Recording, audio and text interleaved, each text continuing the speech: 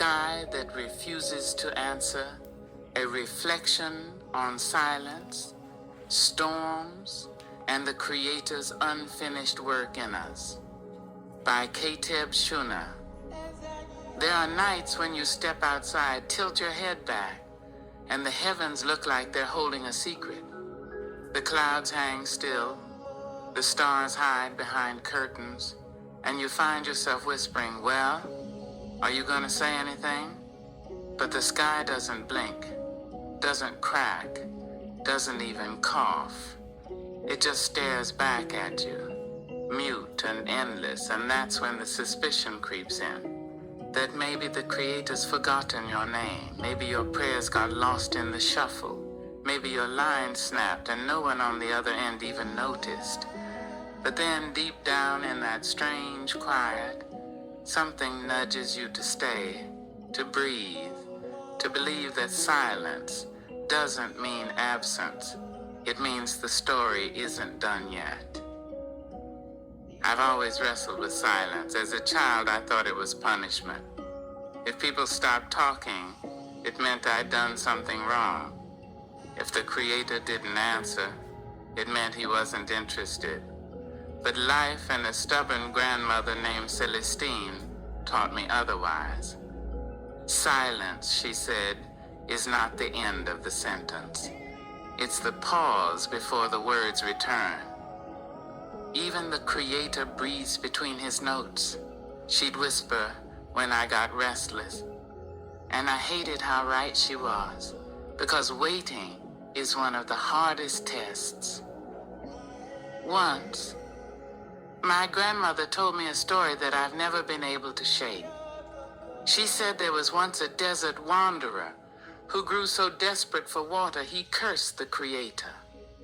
He stomped his feet in the sand, shook his fist at the blazing sun, and shouted, "If you cared for me, you'd fill my cup right now." The desert gave him nothing but silence. He raged until his voice cracked, then fell to the ground in exhaustion. Hours later, when he could barely lift his head, he noticed dew gathering on the rocks around him, just enough to wet his lips, just enough to give him strength for one more mile. The Creator may not answer like thunder, my grandmother said, but sometimes he answers like dew quiet, almost invisible, but exactly what you need. I can't tell you how many times I've been that wanderer, yelling into the wind, begging for a thunderclap, only to get what felt like nothing. And yet, later on, when I looked back, I realized the Creator had slipped small mercies into my path all along. The job that came just before eviction, the stranger who smiled when I thought I'd vanished from the world, the unexpected check in the mail when I swore the light bill would bury me. It wasn't fireworks, and it was dew. But let's not sugarcoat it, dial it. Silence can be cruel in its timing. You pray for answers about your health, your family, your future, and instead of clarity, you get stillness. And people, bless their hearts, will come along and feed you those tired cliches. Don't worry, everything happens for a reason. Or my personal favorite, the Creator never gives you more than you can handle. Oh, really? Tell that to the single mother working 2 jobs who hasn't slept in 3 days. Tell that to the grieving man staring at an empty chair at the dinner table. Sometimes it sure feels like we've been given more than we can carry. And maybe that's the whole point. Maybe the Creator does give us more than we can handle. So we finally learn we were never supposed to carry it all by ourselves. I remember fishing with my grandfather one summer evening. The sun was sinking, the mosquitoes were winning, and my patience had packed up and left hours ago. I yanked at my line too hard and snapped it clean off. I was furious, convinced I'd ruined everything. My grandfather just chuckled, patted me on the back, and said, "Sometimes the fish ain't yours, boy. Sometimes the break is the blessing." Back then, I rolled my eyes. Now, I see how many times in life the Creator has let something snap relationships, jobs, plans because it wasn't mine to catch in the first place. Sometimes the mercy is in the break. And still, storms come. They don't ask for your permission. They barge in, scatter your plans, and leave you feeling like a tree stripped bare. And yet, isn't it strange how storms reveal what's rooted deep?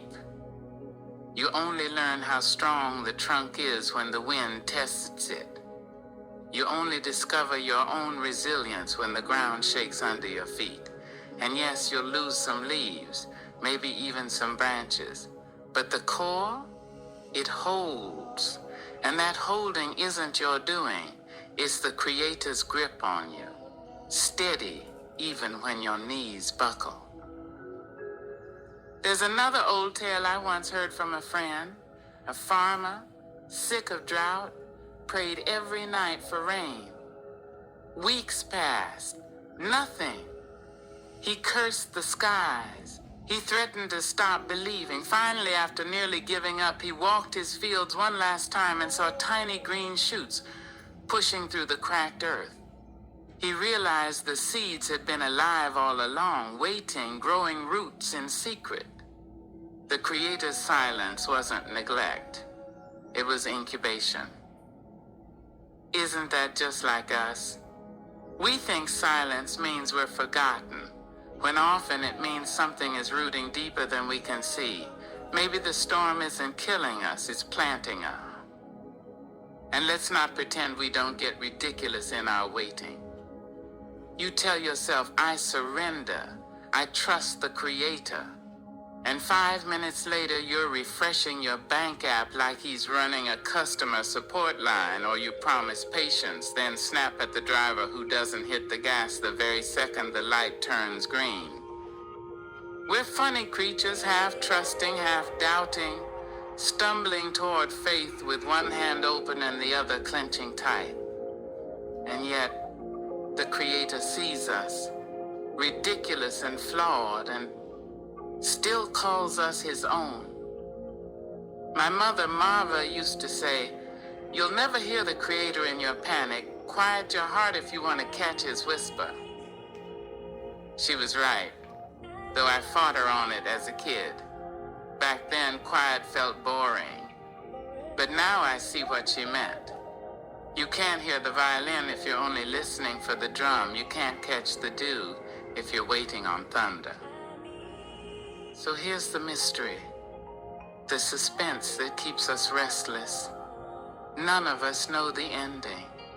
We're all living in the middle. Chapters, the messy, complicated parts where the villain seems loud, the hero seems tired, and the plot twists feel unfair. But maybe suspense isn't cruelty. Maybe suspense is mercy. Because if we knew the ending, we'd stop walking. If we could see the last page, we'd close the book too soon. Suspense keeps us leaning forward. It keeps us trusting the author, whose hands never slip. So if you're standing in the thick of it right now, if the sky above you refuses to answer, don't assume you've been abandoned. Maybe the silence is the breath before the symphony.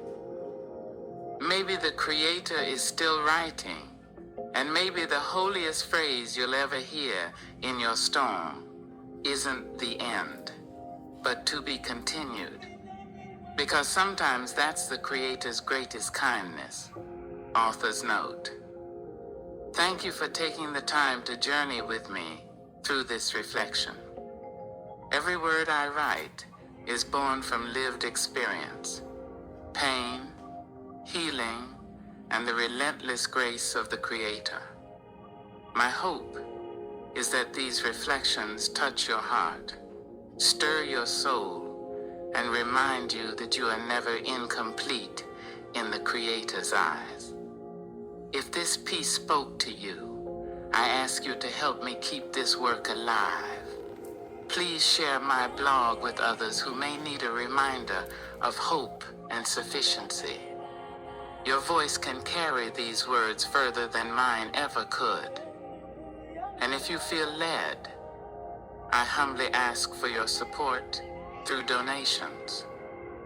Writing and sharing these reflections is not just a passion but a calling, and your generosity helps me continue creating and spreading these messages. No gift is too small. Every bit of kindness fuels this work and allows me to reach more hearts. Thank you for reading, sharing, and supporting. Together, we keep the light alive. With gratitude and love, Kateb Nuri Alim Shuna.